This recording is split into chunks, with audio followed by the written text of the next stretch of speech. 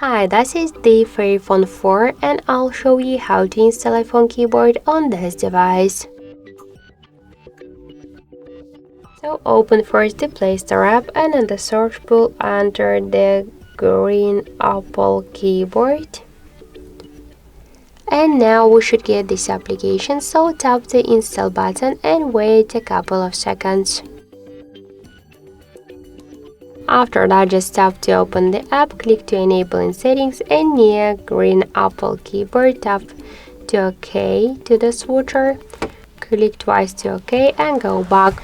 Tap to switch input methods and switch your currently keyboard to the green Apple keyboard. So now the process is finished and let's check our new keyboard look, and we could see that this keyboard is so close to the iPhone 1 and unlike all of the emojis.